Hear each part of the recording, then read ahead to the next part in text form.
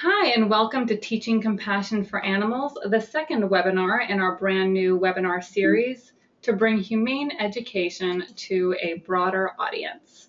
My name is Allie Berman, and I'm the former communications coordinator for HEART and humane educator. And below me, and I'm the girl on the right, by the way, is one of my adorable rescue cats, Magneto. Yes, named after the X-Men. And she is absolutely beautiful. My name is Claire Howe. I am the Portland Program Coordinator and also a humane educator for HEART. And I'm very proud to introduce my lovely little red-headed rescue dachshund, Vivian Lydia, just below me. Who is just as adorable in person. Oh, thank you. So clearly, we feel very comfortable admitting to you that we're absolutely crazy about animals. And we can admit that because if you're on this call with us, we know that you are too. Anyone who loves animals knows that all living beings deserve our respect, our kindness, and our protection. And we as educators have this incredible privilege and responsibility of passing that knowledge on to the next generation. So we'd like to start by just thanking you for being here and for caring about animals. And for being the kind of people who would, like us, probably put pictures of their rescue animals below their floating heads on a webinar. So we appreciate you. So we want to talk a bit about HEART before we start. HEART is an organization that brings humane education to youth. We do direct services, teaching kids about human, animal, and environmental ethics issues, and empowering them to make the world a better place. We also provide teacher training opportunities like this webinar and resources like free lesson plans and activities on our website. And we advocate for humane education because we firmly believe that every child should be taught that they can change the world for the better. Absolutely. And in terms of upcoming webinars, we will be on hiatus throughout the holiday season, but we'll be back in January with a human rights themed webinar entitled Justice for All. And of course, we'll have lots of great topics throughout 2016. A quick note, if you were unable to make our previous webinar, which introduced the general concept of comprehensive humane education, please check out our website for the recorded version. And certainly remember that this one will be recorded and available for free. All webinars are free on our website as well. So in this webinar, as the title implies, we're going to be focusing on teaching animal-based issues. Now, animal-based is an incredibly broad topic, so we thought we'd start by discussing the inherent value and philosophy behind teaching students about timely animal-related issues, and then hone in on a few specific lesson ideas. And we will finish with a conversation about how to answer difficult questions, which many of you might imagine, especially if you've been doing this, do come up often. So before we really get started, we would like to ask you a question. So we are going to launch our first poll. And as you can see, we want to know how often you teach students of any kind. That could be in after-school clubs, at animal shelters, in classroom, but how often do you teach about animal issues? Obviously, here at HEART, we teach about them pretty much every day, but we understand that educators of all kind are here. We know that we have school counselors, people who work at animal shelters, we have grade school teachers, we have parents, concerned citizens, a whole lot of different people. So we're curious to see how often you're able to work it into your programs. Absolutely. I think this will be really telling because I think that there are a lot of people out there who would like to be teaching animal issues and just haven't had the opportunity yet or haven't yet felt comfortable doing so. Absolutely. Okay, and if we could close out this poll, and we actually are going to start a different poll, which is going to ask what kind of animal issues you do in fact teach. There's a lot of different topics, and we know that this doesn't cover all of them, but it's some good broad strokes so we can see what you all are teaching about. Right. So you might not see an animal issue that you cover in your classroom or with your kids in this poll. So just go ahead and select other if that might be the case. Okay. Thank you very much. We're going to close out this poll and we are going to continue. Right. So taking a look at this information is absolutely fascinating. We have people here who are interested in all sorts of different animal issues. And it looks like a lot of you are already teaching animal issues in classrooms or in other educational environments. So we're going to start out by just talking about the general value of teaching kids about animals. Why should we do it in the first place? And we're going to start today by really getting engaged with this concept of the golden rule, which is the idea of treating others the way that we would like to be treated, right? It's familiar to most of us, I think, because it transcends a great number of political, religious, and philosophical systems of thought, and it really serves as a valuable gauge by which to live one's life with compassion and humanity. Often, after engaging in some type of cruel behavior, children are then asked, "How would you feel if someone did that to you?" And this, of course, is an incredibly valuable teaching mechanism because it fosters empathy in a child. However, this concept often seems to be exclusive to human beings. Humane education effectively breaks down that entirely human-centric barrier, and it encourages kids to also think critically about how it would feel to be, say, a non-human animal who has been abused, exploited, or abandoned. So one really interesting example of how we can use the golden rule requires nothing more than a very simple crate, like the ones you'll see on this next slide. And before I move to this next slide, I just want to say, if you like this face in front of you right now, we have a lot more adorableness coming for you, because we really do. I mean, it's an animal webinar. We want to shine with adorable animals all over the place. So there's more to come. Okay, so these are the crates that I just mentioned. And before I talk a little bit about how to set up and facilitate this exercise, I'm just going to explain the premise of the activity, which should be helpful. So there are a number of different industries that use extreme or intensive confinement systems to house animals, right? Well, this exercise, one that was developed by the Institute for Humane Education, allows students to gain a much better understanding of how it would feel to actually be an egg-laying hen in a battery cage on a factory farm, a dog in a puppy mill, or any other animal who is forced to live his or her life with an unbelievably limited amount of space. So this exercise is essentially a simulation that encourages students to put themselves in the shoes of an abused animal and to then really reflect on how they themselves would never want to be treated in such a way, which is incredibly powerful. So here's what you want to do. You'll want to get a crate like the one in this picture. They're often available at grocery stores. And you're going to invite a volunteer up to the front of the room. Go ahead and ask him or her to remove their shoes and to stand up on that crate. Just a couple of quick side notes. You can invite two students to stand on the crate at the same time to further simulate just how crowded a battery cage is, for example, but that's completely dependent upon the comfort level of you and certainly your students. And of course, you'll also want to make sure that your volunteers are physically capable of performing this exercise. So once the volunteer or volunteers are on the crate, go ahead and continue your lesson for a few moments, and you'll certainly want to assure the student that you intend to come back to them shortly. But after about maybe 2 or 3 minutes, ask your volunteer to go ahead and step down so that you can have a conversation about their experience. And Allie is going to talk a little bit more about how that conversation might look. Exactly. So once you do go back to the students, the first thing you're going to ask is, how do your feet feel? And usually the answer is going to be, oh, it's starting to get uncomfortable, or it hurt a little bit. You know, it's certainly not a pleasant experience. It's not the worst thing in the world, but they were only there for 2 to 3 minutes. So I would then ask, well, how would you feel about spending maybe the entire class on that crate? How about an hour? What about a day, a week, or a year? And then I would ask how they would feel if they didn't just have that crate, which could be plastic or metal, under their feet, but also on the sides and above them. So they're essentially in a cage for their entire lives. Now, no child thinks that it's a good idea or is humane. And you can immediately see them thinking about that golden rule. They ask themselves, is this how I'd like to be treated? Is this fair? And if not, why are we doing this to other thinking, feeling beings? Right.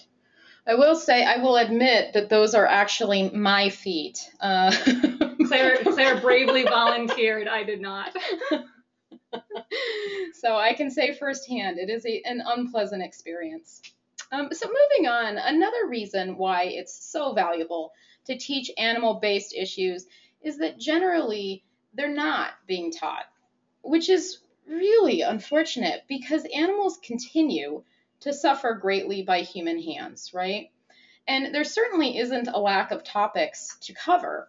Factory farming, vivisection, animals used by the fur industry, there are a ton of issues out there. And based off of many conversations we've had with our students, these topics are completely new to them. And oftentimes they're not just new to them, but students are shocked, they're frustrated. Some of them are even, upset or angry that no one's told them that these things exist before. They weren't even aware that they were happening. And as you know, if you're not aware something's happening, you don't know how to take action to do something about it. So when we talk to kids about these issues, their first question is, why hasn't anyone ever told us this before? It's Absolutely. like some big secret. Absolutely. I mean, I can say personally, I was angry when I started to learn about these problems in my 20s that no one had ever had a conversation with me about where my food or my clothing was coming from. So anyway, while some children may be receiving animal-based humane education at home, or others may have a special teacher who is invested in educating their students on these issues, kids for the most part don't learn about these types of problems unless they seek the information out on their own. And I don't really think there can be any doubt that this is unfortunate, even damaging, because people, especially kids, have a known affinity for animals. So by introducing these topics, educators can reach people who truly care and who are entitled to know early on more about where their food, clothing, and entertainment, among so many other things, are coming from. One final reason we'd like to mention that teaching students about animal issues is valuable is that it's really interesting and it allows students to actively engage. We have extensive scientific research as well as abundant anecdotal evidence, of course, which very clearly shows that kids are absolutely mesmerized by animals. A couple of fun facts: they're more likely to dream about animals than anything or anyone else. They're fascinated by books, movies, television shows that feature animal characters. They often have an affinity for stuffed animal quote unquote friends. And they even, and I think this is really telling, they even frequently refer to companion animals they live with as their brothers and sisters. When I did an after school program back in New York, I had to pitch the club. It was a humane education club, and I had to pitch it to a lunchroom full of fifth graders. As I'm sure you know, that can be a loud experience. So I would get up there and I would say, okay, I want you to raise your hands if you like people. Who here likes people? And kids would raise their hands. Like, people are neat. That's pretty cool. And I would ask, okay, well, who here likes the environment, like dirt and trees and all that good stuff? And the hands would, more enthusiastically go up. They were into it. And then I'd ask, who here likes animals, like puppies and bunnies and orangutans and elephants? And the hands would, there'd be two hands in the air for every kid. The enthusiasm was crazy. So it's not just that, and I think as any educator knows, it's so much easier to teach academic skills when kids are already interested in the subject matter that you're talking about. So it can be a really fantastic tool to talk about animals, to have writing assignments, to have presentations, to really link those things with academics, because the kids are going to be totally into it. So talking about animal issues, even when the topics are emotionally challenging, as they can certainly be, is interesting for students of all ages, and it allows them to really focus on that innate affection we have for species besides our own. It's basically, it's an invitation to have this emotional, educational experience that will in turn allow a student to acknowledge the compassion that he or she feels for others, including animals, and very importantly, to then take action to help them. Now, based on the poll, we saw that while all of you are teaching, at least some of you are teaching, all of the issues are represented, factory farming and companion and wildlife, but the overwhelming majority of issues being taught were companion animal issues. So our next section is called Beyond Dogs and Cats. And again, look at those faces. We worked hard for those photos for you. So I hope you like those fuzzy kitten ears. So here at Heart, we love teaching about companion animal issues. And because so many students have dogs and cats in their homes, they can immediately connect with issues like companion animal homelessness, puppy mills, abuse, and neglect. They know their dog or cat and can imagine those bad things happening to someone that they love. And it makes it personal. And as I'm sure, as I said, we have a lot of humane educators who work at shelters already here.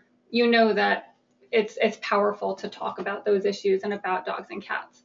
However, too often when we teach about animal issues, the conversation stops with companion animals. And at Heart, we like to talk about issues like factory farming, animal testing, endangered species, and animals and entertainment. By teaching children about the broad spectrum of animal issues out there, we give them the tools to build compassion for all life, not just the animals we share our homes with. It's a lot easier to care about the people and animals who are right in front of us, but it takes some more advanced empathy skills to care about those we've never even met. And we found that kids who are able to extend their compassion to animals beyond dogs and cats tend to really embrace the values we strive to instill in our kids, like integrity, respect, reverence, and kindness. And also, by the way, teaching about those other issues, whether it's endangered species or factory farming, what have you. I feel like that also enhances kids' love and appreciation of dogs and cats too. It just makes the whole world of animals more complex and more interesting. Completely. And we also help our students see how the choices that they make and we all make in our daily lives affect animals that we might have never even met. And it inspires children to change their behavior to protect those animals. Now, take animal testing as an example. By educating students about the issue, they then have the knowledge to make informed decisions when buying a product. Do they opt for any old shampoo off the shelf, or do they look for one that wasn't tested on animals?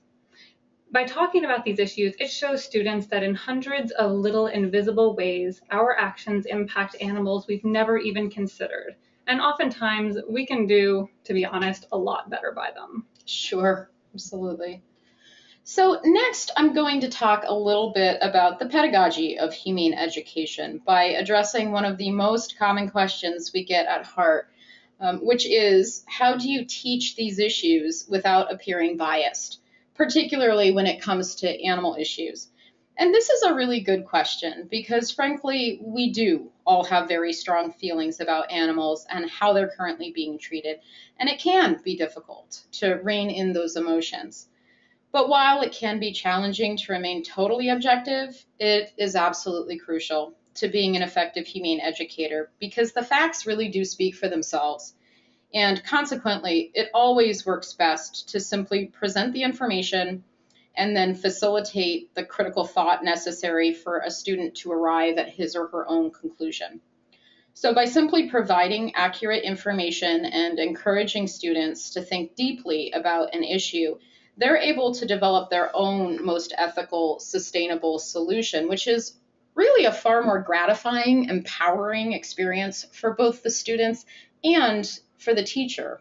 And really, humane issues sell themselves. You never need to go into a classroom and say, puppy mills are terrible and here's why. Once a student, especially in this 4th through 6th grade age range, because they're sophisticated, they're old enough to understand complex ideas, but as soon as they hear about an issue like that, they know that it's bad and they're immediately going to have strong feelings about it. So really just presenting the information is all you need to do. Absolutely. I just spoke with a group of 5th graders this morning about factory farming and asked if they thought factory farming was okay.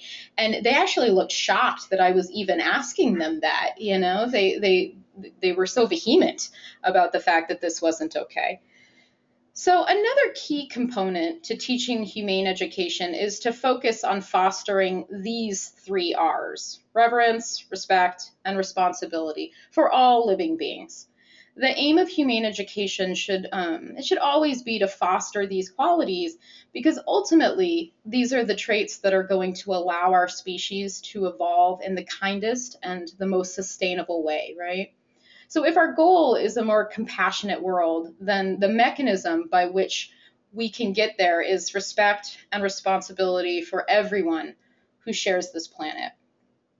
Another great and important thing to keep in mind is this bird, for real. Anyway. we do think this is a curious, critical thinking, and creative looking bird. But one thing to keep in mind is that humane education is really fun. I don't think I said that actually with enough enthusiasm. It's really fun. And it allows students to think critically about some really interesting topics, to dig deeper, and to develop their own most creative, ethical, sustainable solutions. So I personally love to not only be the teacher, but to also be the student, because it allows me to think about how the micro ultimately leads to the macro, right? I often have students who come up with questions or who have stories or comments that make me think more critically or even entirely differently. And at the risk of sounding dramatic, it's really kind of this magical journey you take with your students where everyone is invited to think and have opinions and brainstorm solutions that really, truly could ultimately change the world. So one final thing we want to mention about pedagogy is that it's important to always offer positive choices and actions. We're just generally huge advocates for always bringing it back to the positives, because when students really ponder these issues and exchange ideas and thoughtful dialogue and are given a chance to develop solutions that they themselves have determined to be most effective, they can recognize this great power and control they wield. They're able to see this gratifying impact their daily decisions have on others, and to devise effective ways by which to reduce suffering. So by bringing it back to the positives, students can come up with solutions that they're able to incorporate into their own daily practices, and they feel empowered, more capable of taking ownership of their ability to affect change. One quick point about what humane education is not. It's never telling students what to think. It's about providing a safe space for students to explore and think and learn about the problems that are facing our world today, to consider how they feel about how these issues and create possible solutions to those problems, both through personal actions and through larger collective action that could ultimately lead to institutional change.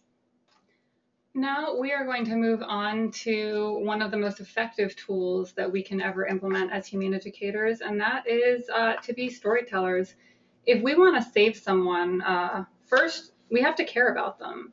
And that's why in many of our lessons, before we start talking about some big, broad issue, let's say companion animal homelessness, an issue that affects millions of animals, at least in this country, probably more worldwide, just as an example, we start with an individual story about an animal and how he or she was affected by a problem. Now, every single animal is an individual, and by focusing on the story of one, we can tell the story of the many. In a lesson that we actually have for free on our website, we have something great called the Humane Resource Guide, where we offer 40 lessons and activities for grades K through 12. And again, totally free. You can go on our website and download it at any time. We have a lesson called A Happy Home for Every Dog and Cat. And it's one of our lessons that addresses overpopulation, homelessness, and puppy mills. And we recommend telling Hazel's story, a story that I am actually going to read to you. And I should show you beautiful Hazel while we're in there. So this is an example of what the lesson looks like. And here is beautiful Hazel. This is Hazel. Hazel's story, though unique, is unfortunately not too unusual. Her story starts with a video camera in an elevator. Police and prosecutors found some video footage from that camera showing Hazel's guardian abusing her. The police did a thorough investigation concerned that Hazel's guardian was a dog fighter and using Hazel as a bait dog. After the investigation, a few things happened. Hazel was seized from her guardian, had her injuries treated by caring veterinarians, and was brought to the ASPCA animal shelter. Though he wasn't a dog fighter, Hazel's guardian was punished for abusing and hitting Hazel, and he expressed deep remorse for hurting her. At the ASPCA, Hazel was nursed back to health and recovered from her physical and emotional injuries. She learned to trust people again, and after some time, she found a new home. Hazel was adopted by a loving couple that gave her new life. Hazel must have known she was home because her new doggy mom said, as soon as we got her home, she started kissing me and kissing my fiance. Hazel's story is just one of the millions of stories of homeless animals that end up in animal shelters every year. Thankfully, Hazel's story had a happy ending, but there are so many cats and dogs at shelters waiting for their forever homes. Allie, can I just make a couple of quick points? One, you are a phenomenal dramatic reader. And two, I've heard that story and read the story myself so many times now, and there's still that sense of relief at the end, you know? I mean, I personally just think storytelling is such a phenomenal mechanism by which to engage students. And I would say that how you read something, if the tone that you read it in, you really can pause for drama. And, we are teachers, and in this circumstance, we're storytellers. We really want to utilize all of those things, especially if we're reading out loud to our students. Absolutely. And happily, there are countless animal rescue stories online with very happy endings. Here's an example of Coconut, what a difference 3 months can make. Now, the first picture at the top is pretty heartbreaking. But seriously, have you ever seen a happier dog who knows that he has been saved than that bottom picture? That is just... I want Coconut's life now. Seriously. So to be able to show those before and afters, to be able to have a child identify with an animal is really valuable. And something that I personally love, especially if you don't feel like, verbally you're a great storyteller or what have you, videos. There are, if you look on YouTube, there are so many videos available online that tell the stories, not just of companion animals, but farm animals, animals who are tested on in laboratories. And it shows them going, if you look on the left at this, the bottom left of that little guy who's all matted and sad, and it shows them going through their journey and, healing and going, getting adopted usually. So it's, they can be really powerful, and there are so many thousands, maybe more, at the ready for you to use at any time just by searching on your computer. And something we also recommend is the more you know about an animal, the better. So this is my parents' dog, Cooper, and I would often talk about Cooper in the classroom, because he's 100 and something pound behemoth, but also because he has a pretty powerful story, which I won't go into. But if you have an animal at home, or your neighbor has an animal, your parents, whoever, that has a powerful story, it won't just allow the students to connect to the animal, but also to you, to create that bond between you and your students as well by sharing something more personal. Absolutely, which is really meaningful. So we've mentioned it a few times already, but one of the mainstay components of comprehensive humane education is connecting the empathy we feel for one individual to the masses. And it's understandably really challenging to think about the mind-boggling numbers of animals who are abused or killed for anything from food to medical testing, right? But by first connecting with just one animal, students can understand that even when we're talking about billions of animals, we are still talking about billions of individuals. So how do we connect an individual story to a much larger systemic problem? Well, looking at the lesson Allie just talked about, A Happy Home for Every Dog and Cat, once you tell Hazel's story, you can then move on to connect her story to the experiences of other dogs.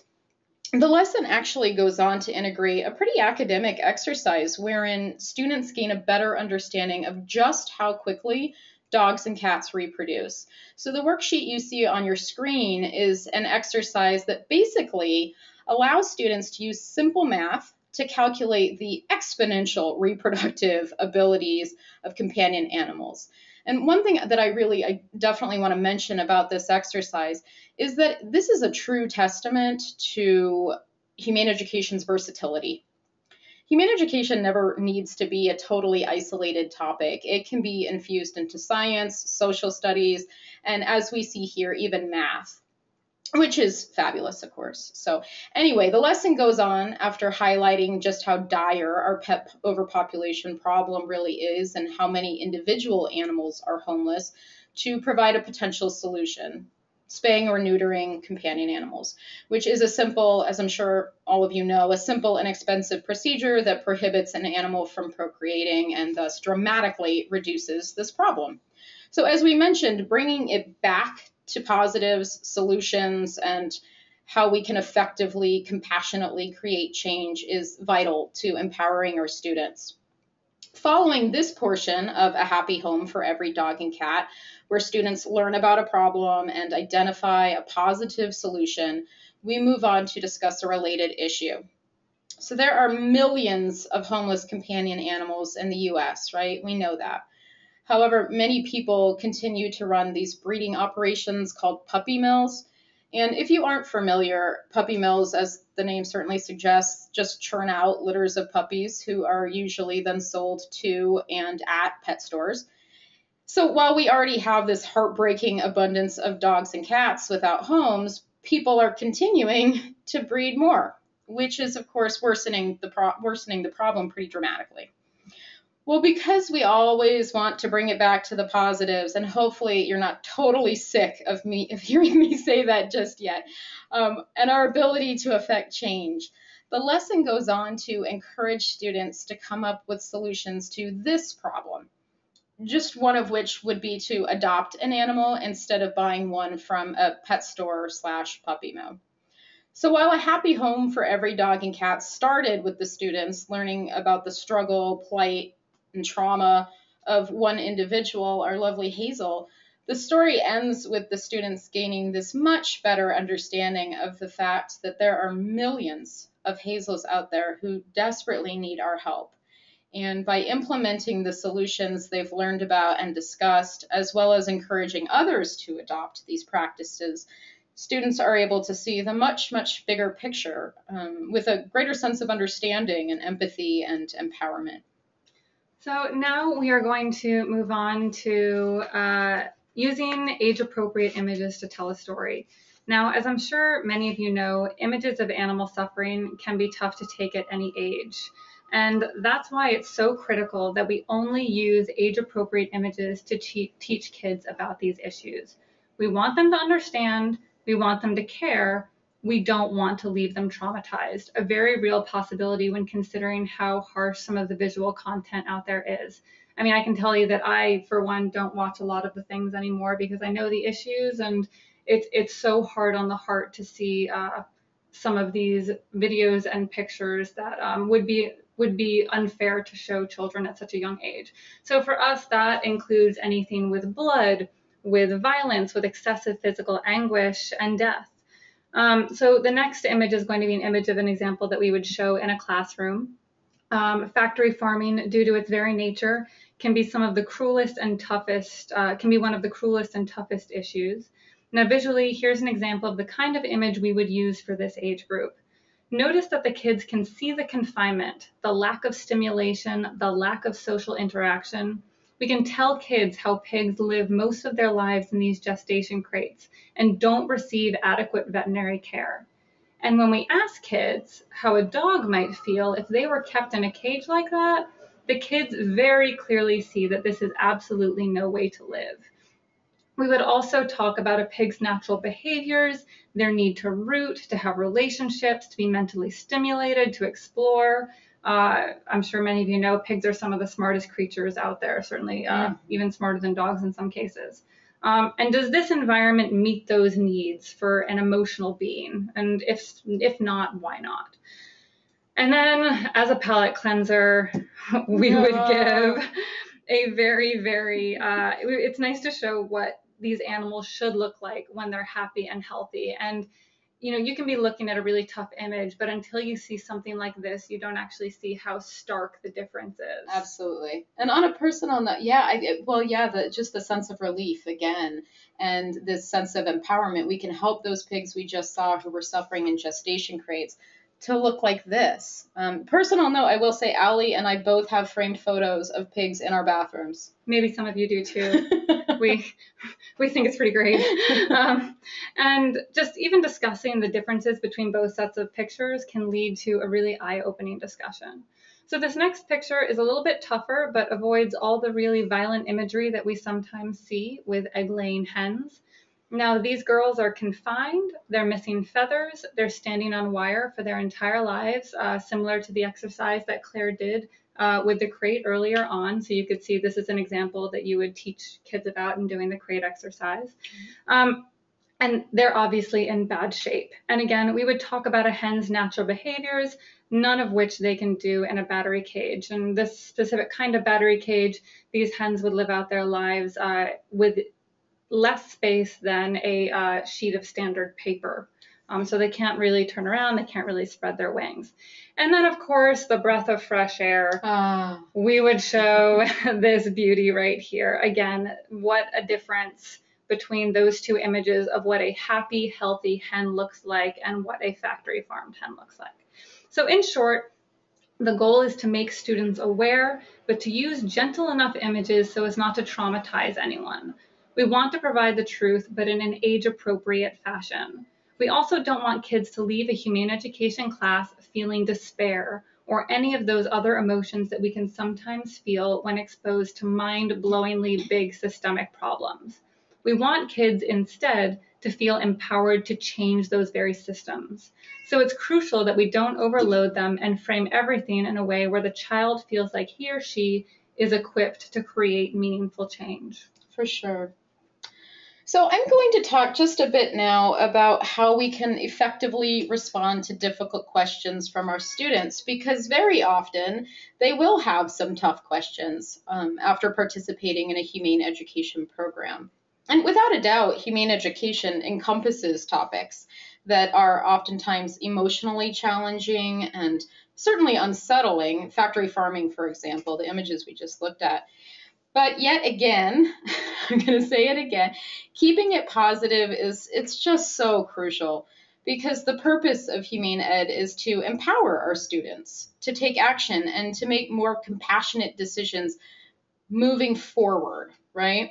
So we certainly don't want to just present a topic and inspire disempowered guilt in our students, because humane education is all about the students reaching their own conclusions through factual knowledge and the opportunity to think critically for themselves. So over the course of a program, as these issues are discussed, some students may very well express confusion or sadness or anger over choices they or their families have made. And they will consequently ask these difficult questions. And perhaps unsurprisingly, you will see more of these types of questions when you're dealing with animal issues versus human or environmental, because humans use animals for such a variety of purposes, right? We use them for food and for clothing and for entertainment and research, and the list goes on. So the key is to keep the focus on the positives and the student's critical thought process by asking engaging follow-up questions. So we're going to present an example. Allie is going to play the part of a student who has just learned about puppy mills, and I'm going to answer her tough question. So my tough question is, my family bought a dog last year from a pet store. Is that bad? Right. So you can start by positively addressing the fact that the dog at the pet store does need a happy, healthy home too, right? And that the student wasn't aware of this issue before her family purchased a dog. So her now being aware could lead to different choices in the future. And the fact that she's even asking this question shows she has a lot of compassion for animals, which is great. So after having established that positive dialogue, you can then start to actually ask the student some questions. So that might look a little bit like this. So Allie, knowing what you know now about pet homelessness, where might you get your next companion animal? From an animal shelter. And that's a phenomenal idea. How about this? What is one way in which you can help all dogs in the future? By not buying and adopting instead. Excellent. And what do you think here? What is one way in which you can help all dogs right now? I could talk to my parents and my friends and tell them to always adopt and never buy. And Fantastic. just as a note, these are not just ideal answers that we're giving right now. These are the kinds of answers that we would get in our classrooms from students after they would learn about an issue. So these are real possibilities of learning and change. Absolutely. So now I want to talk about empowering kids. Teaching a child to think critically about an issue is fantastic, and that alone is one of the goals of humane education, but it's not the only goal. We want kids to feel empowered at the end of a lesson and then to go home and do something to help solve the problem they just learned about. And that means getting kids involved in the solution. And that could be brainstorming ways that each person can help, or actually doing service learning projects, something we highly recommend, so that kids practice problem solving. We find that a child who writes letters in school or educates their peers about an issue or who organizes a donation drive, uh, taking part in doing good is much more likely to do those things in the future. These are lifelong skills. It's not something that a student is going to use one time, but if you teach them how to do these things, they're going to take that with them into adulthood. And not every action that a student takes has to be massive. Some of the most important things that we do are so small and overlooked. We could simply be talking about companion animal care and how a dog needs fresh water every day. And maybe a kid didn't know that and goes home and decides to change their dog's water more often because now they know something they didn't know before. Mm-hmm. So we want kids to leave a lesson feeling like they know more about an issue and how they can take compassionate steps to address that issue. And if we've done those two things, we've achieved our goal. Absolutely. So as we start to draw to a close, we just would like to share some of the incredible ways teaching kids compassion for animals has influenced our kids at heart to become change makers. And I absolutely love this story. Hart conducted some programming with 8th graders at Coordinate Language Arts Center. It's a school in Chicago. And after learning about the plight of dogs in puppy mills, they decided they wanted to take action to help, which was great. So these students organized the school's very first puppy mill awareness week, helping to educate all of their classmates about the issue and how they can all help the dogs who are suffering in mills. So you heard me right there. They organized a week. And these students, they thought of dozens of ways they could help, but they just had such a difficult time narrowing down their ideas to one project that's when they decided to just combine everything into one big action by organizing this week-long event devoted to raising awareness about puppy mills at their school. So the Coordinate Puppy Mill Awareness Week included all sorts of things. They had daily morning announcements with facts about puppy mills. They had students visit the classrooms of younger students to read Ruby's Story, which is a children's book about a dog from a puppy mill. And I really particularly love that because then you have students teaching other students. And they even held a basketball game fundraiser and ended up raising $150 for a local animal shelter. And the really great thing about that is actually one of my favorite projects that we've done at Hart is Hart went in and educated a certain group of students. Those students were inspired to then educate the entire school. So just through humane education being a presence, everybody in that school learned to be more compassionate. So our next one, Casey Chan, who's that adorable little girl in that photo, she's a 5th grader or was a 5th grader at PS 184 in New York. And she wrote in her essay, "At first, I thought mostly everyone and everything was well treated until I learned about factory farms. I heard about how everything was abused, from people to animals, then the planet. This made me think, what can I do about this? And then I was inspired to change the world." She wrote that, not me, just saying. Casey and her friends started the Anti-Factory Farming League to educate people about the harms of factory farming and how it impacts animals, workers, human health, and the environment. And they gave presentations to the 3rd grade classes at school and even started a website and a petition to broaden their reach. Which is incredible. I mean, these students, these two examples, these students didn't know a thing about these issues before they had a dedicated educator to share this information with them.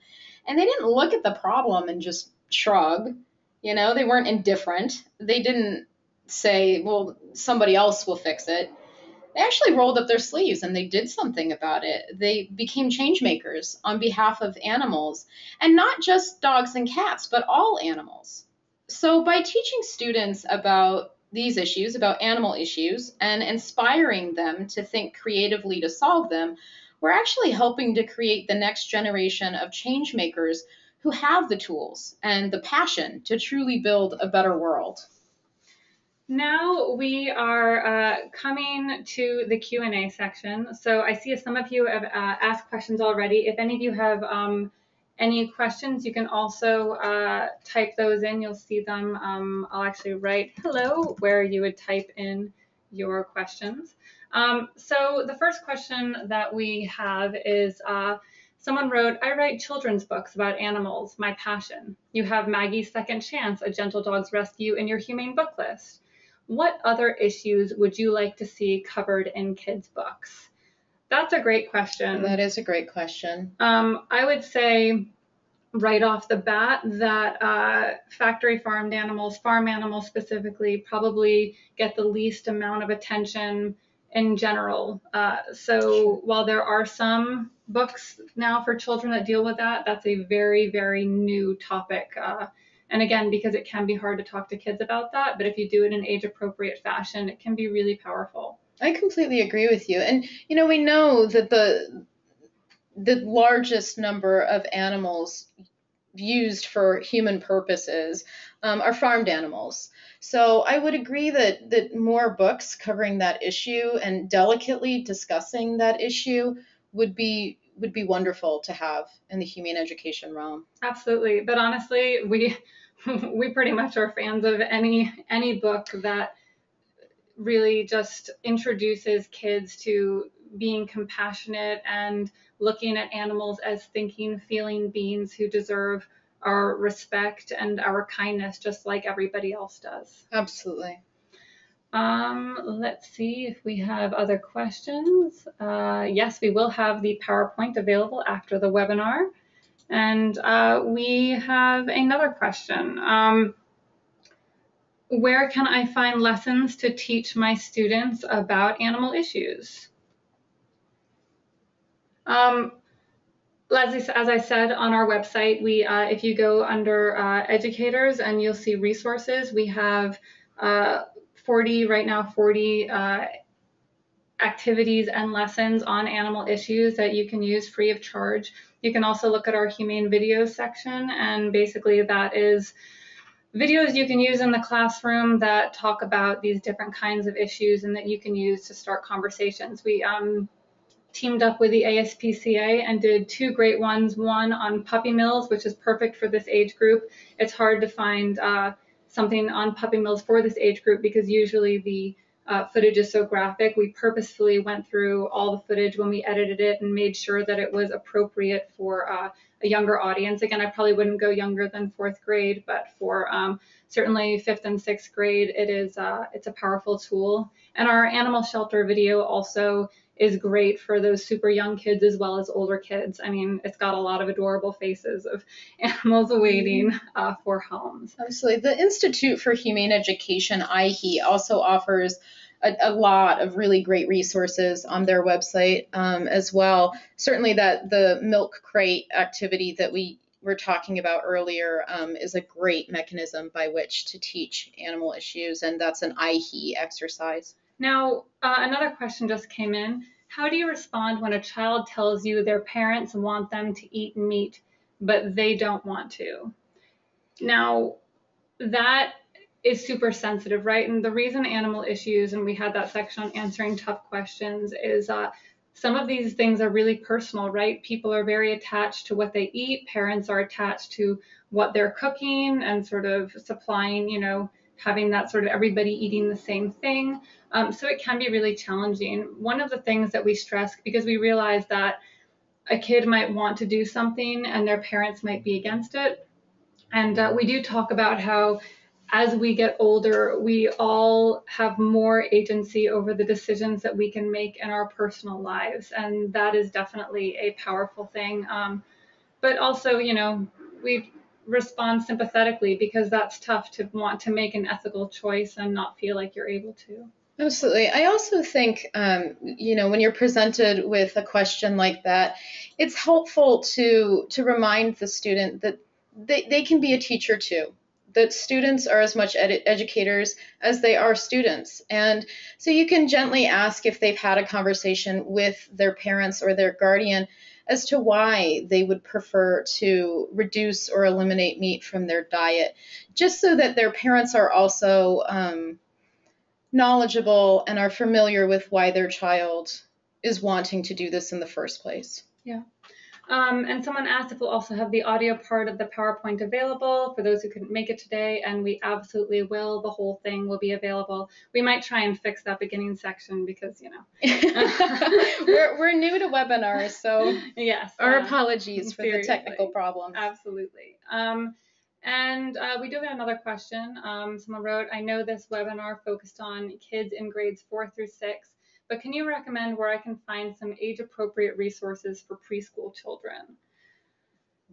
Now, that we actually have a webinar, I believe, coming up next year that is going to be specifically about activities that you can do for much younger kids. I don't know if it's pre-K, but I do know it will be very young children, at least kindergarten.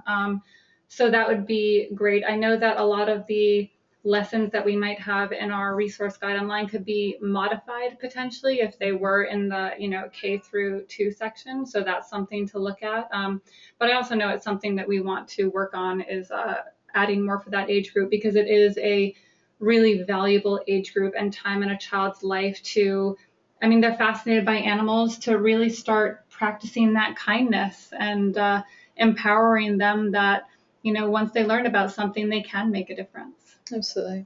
And we also just want to take a moment and thank you for teaching students about animal issues. It is by far of human, animal, and environmental issues, all of which we teach, it is by far the least represented in schools. So the fact that you all are out there doing that, we had 100 people sign up for this webinar. It warms our hearts to know that all of you are reaching students. You do the math, that's a lot of kids reach. It is. And I really think that through education, we're going to be able to help animals and really change the world for them. So thank you all for being here. And very quickly, we don't have a slide, but if anybody would like to get in touch with me, my name is Claire Howe, and you can reach me at Claire, that's CLAIRE, at teachhumane.org. So please feel free to email me if you have any questions or would like to share anything about your experience in humane education. We can't thank you enough for being here, and we hope you'll join us in January for Justice for All, which will be a human rights themed webinar. Right. Thank you so much, everyone. Good night.